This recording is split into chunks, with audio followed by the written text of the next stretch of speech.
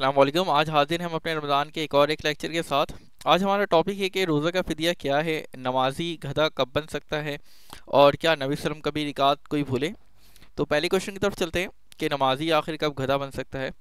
تو لاجیکلی یہ بات ایکسیپٹیبل نہیں ہے، لیکن کیونکہ ہمیں قرآن اور حدیث پہ یقین ہے، تو حدیث میں آتا ہے کہ آپ صلی اللہ علیہ وسلم نے فرمایا کہ تم وہ شخص جو رکوع یا سجدہ میں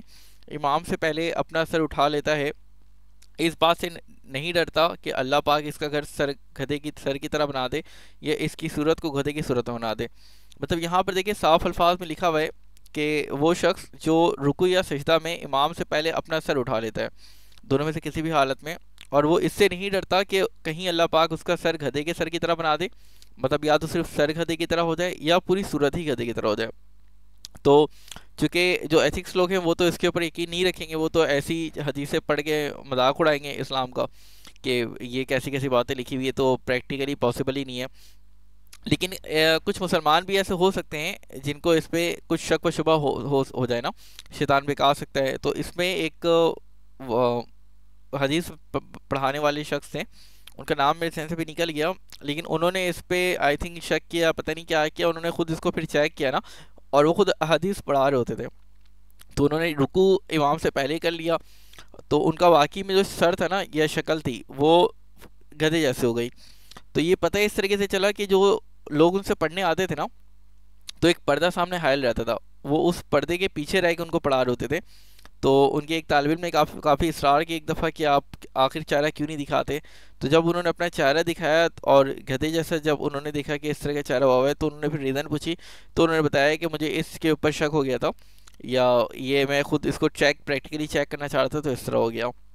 تو ہمیں احادیث وغیرہ پہ قرآن کی چیزوں پر کبھی بھی شک نہیں کرنا چاہیے، ورنہ ایسا عموماً ہوتا تو نہیں ہے، کتنے لوگ سر اٹھا لیتے ہیں رکوع سے پہلے، سجدے سے پہلے، لیکن ان کا گھر تو سر تو گدھے کی طرح نہیں بنتا، لیکن وہاں پہ ان کا بن گیا تھا۔ اور یہ چیز من گھڑت ہے یا واقعی میں سچ ہے اس کا مجھے نہیں پتا، چونکہ میں نے اس کو سنا ہے کہ اس طرح ہوا تھا، لیکن کیونکہ احادیث اور قرآن تو ہے ہی نہیں ہے، تو صرف وہ چیزیں پروف کے طور پہ ہوتی ہیں جو حدیث اور قرآن میں لکھی ہوئی ہوں۔ باقی جو واقعات ہوتے ہیں وہ تو مطلب حدیث اور قرآن میں اب نہیں آ سکتے نا، کیونکہ وہ جو شخص حدیث پڑھا رہے تو آلریڈی احادیث ہی پڑھا رہے، اب ان کو کوئی نقل کرے گا، لیکن وہ جو نقل کرے گا وہ احادیث کے اندر تو نقل نہیں کر سکتا۔ تو آپ کو یقین کرنا ہے تو اس بات کا کرے، نہیں کرنا ہے تو پھر آپ اپنا سر اٹھا کے رکوع سے پہلے دیکھ لیں، اگر آپ کو بھی یقین نہیں آتا کہ حدیث صحیح ہے تو۔ لیکن مجھے تو اس حدیث پہ 100% یقین ہے، چونکہ نبی صلی اللہ علیہ وسلم فرما دیا، تو پھر یہ 100% سچ اور حق ہے، اس میں کوئی شک کی کوئی بات ہے ہی نہیں۔ اچھا، دوسرے کوشچن کی طرف دیکھتے ہیں کہ نبی صلی اللہ علیہ وسلم کبھی رکعت کو ہی بھولے۔ تو اس میں بھی حدیث آتی ہے کہ نبی صلی اللہ علیہ وسلم نے ایک مرتبہ ظہر کی صرف 2 ہی رکعتیں پڑھی اور بھول سے سلام پھیر دیا، پھر کہا گیا کہ آپ نے صرف 2 ہی رکعتیں پڑھی ہیں،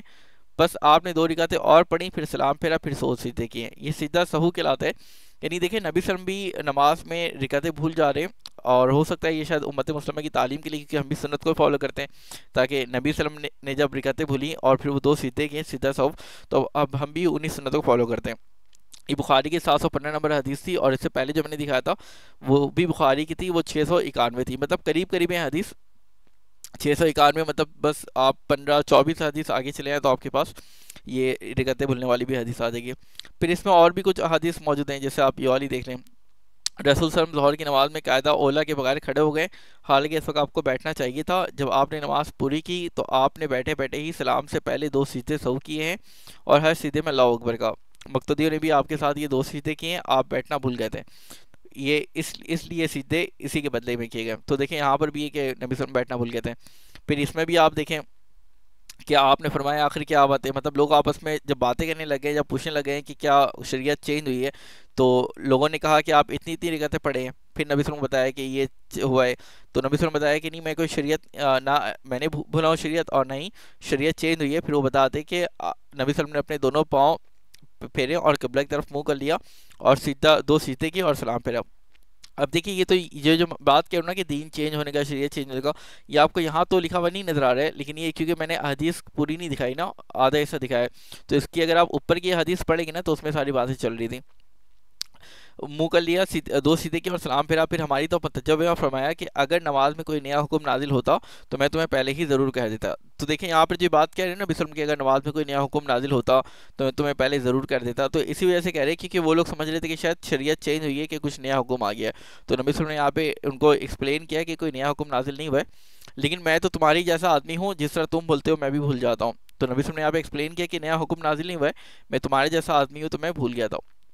اچھا یہاں پہ بڑا زبردست آنسر ہے کہ جو لوگ نبی صلی اللہ علیہ وسلم کو نور کہتے ہیں اور وہ کہتے ہیں کہ وہ بشر نہیں تھے، تو نبی صلی اللہ علیہ وسلم یہاں حدیث میں بھی صاف طور بتا رہے کہ میں تمہاری جیسا آدمی ہوں. ویسے نبی صلی اللہ علیہ وسلم ہمارے جیسے بالکل نہیں تھے کمپلیٹلی، کیونکہ ہم لوگ تو معاذ اللہ کبھی ان کے برابر، ہم تو صحابہ کے دول کے برابر نہیں ہو سکتے، چونکہ نبی صلی اللہ علیہ وسلم جو ہے آگے بھی دیکھ سکتے تھے پیچھے بھی دیکھ سکتے تھے، ہم لوگ تو نہیں دیکھ سکتے. نبی صلی اللہ علیہ وسلم جو ہے وہ 11 وائف رکھ سکتے تھے، 11 بذات متحات رکھ سکتے تھے، ہم تو نہیں رکھ سکتے. اسی طرح وہ جب سو کر اٹھتے تھے نماز پڑھ سکتے تھے، لیکن ہمیں وضو کا حکم ہے. وہ وہاں گئے تھے کیا نام ہے اس کا براق کی سفر کر کے، معراج واقعہ معراج جو ہوا تھا، لیکن ہم لوگ تو کبھی نہیں گئے. انہوں نے جنت دوزخ اپنے آنکھوں سے دیکھی ہے،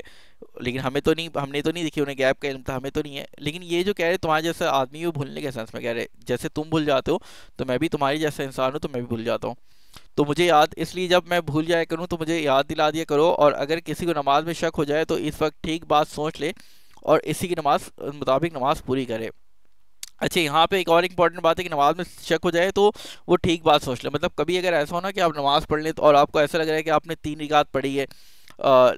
یا 4 رکعت پڑھی ہے، آپ کو یاد نہیں آ رہا ہے، تو اگر آپ کو لگ رہا ہے کہ آپ نے 3 رکعت پڑھی ہے تو آپ 3 رکعت پہ اتفاق کریں اور 4 رکعت پڑھ کے سیدھا سہو کر لیں. اور اگر آپ کو لگ رہا ہے کہ آپ نے 4 رکعت ہی پڑھی ہے تو 4 رکعت پہ اتفاق کریں اور سیدھا سہو کر لیں. اس سے ہوگا کیا، اگر آپ نے 4 رکعت پہلے ہی پڑھ لی تھی اور آپ کو لگا کہ آپ نے 3 رکعت پڑھی ہے اور آپ نے سوچ لیا کہ 3 رکعت پڑھی تھی اور اس پہ اتفاق کر کے ایک اور 1 رکعت پڑھ لیتے ہیں، تو بظاہر تو آپ 1 رکعت زیادہ پڑھ لیں کہ آپ نے 4 رکعت پڑھی تھی لیکن آپ کو لگا آپ نے 3 رکعت پڑھی، پھر آپ نے ایک اور 1 پڑھ لی. لیکن جو آپ سیدھا سہو کریں گے نا تو وہ اگلی رکعت کے اس میں سیدھا سہو ہو جائے گا، مطلب وہ 5 رکعت کاؤنٹ نہیں ہوگی، وہ سیدھا سہو سے کینسل آؤٹ ہو جائے گا. یا آپ نے 4 پڑھی تھی اور آپ کو لگ رہا ہے 3 پڑھی تھی، آپ کو لگ رہا ہے 4 پڑھ لی، تو آپ 4 ہی سمجھیں. اب بظاہر تو آپ 1 رکعت کم پڑھیں گے لیکن سیدھا سہو سے وہ چیز کینسل آؤٹ ہو جائے گی. تو نبی صلی اللہ علیہ وسلم نے یہ کہا کہ جو اگر شک ہو تو آپ ٹھیک بات سوچ لیں کہ آپ کو کس پہ اطمینان ہو رہا ہے، کتنی رکعت آپ نے پڑھی ہے، اور پھر آپ اسی کے مطابق نماز پوری کریں اور اینڈ میں آپ سیدھا سہو کر لیں. اچھا لاسٹ کوشچن کی طرف چلتے ہیں کہ روزے کا فدیہ کیا ہے. تو یہ تو آسان کوشچن ہے کہ غریب کو آپ 2 وقت کا کھانا کھلا دیں، اور کیسا کھانا ہو تو ایوریج کھانا ہو، مطلب بہت گھٹیا کھانا بھی نہیں ہو کہ آپ بہت ہی غیر گزرا کھانا کھلائیں، مطلب بہت کم کھانا کھلائیں، یا ایسا بھی نہیں کہ بہت عالی شان جیسے شادی بھی ہمیں اتنا سارا کھانا ہم لوگ کھلا رہے ہوتے ہیں. تو اس میں آتا ہے کہ 1.25 کلو یا 2.25 کلو گندم جو ہے آپ کھلا دیں، وہ یا اس کے مطابق کوئی کھانا کھلا دیں تو اس کا فدیہ ہو جائے گا. اگر لیکچر اچھا لگا تو اسے لائک کر دیں، کوئی آپ کے کوشچن ہے تو کمنٹ میں بتا دیں، اور چینل کو سبسکرائب کر دیں کیونکہ میں اس طرح کے لیکچر انشاءاللہ ہر سنڈے شیئر کرتا رہوں گا، اور آپ کی نالج ہر ہفتے بڑھتے رہے. اور چینل کو شیئر کر دیں اپنے فرینڈس اینڈ فیملی کے ساتھ، کیونکہ نالج انکریز کرنے سے بڑھتی ہے، اور رمضان کے مہینے میں تو ایک عمل کا ثواب 70 گنا بڑھ جاتا ہے. تو خود بھی نیکی کمائیں اور مجھے بھی نیکی کمانے کا موقع دیں. اس لیکچر کو زیادہ لوگوں تک شیئر کر دیں. اللہ حافظ.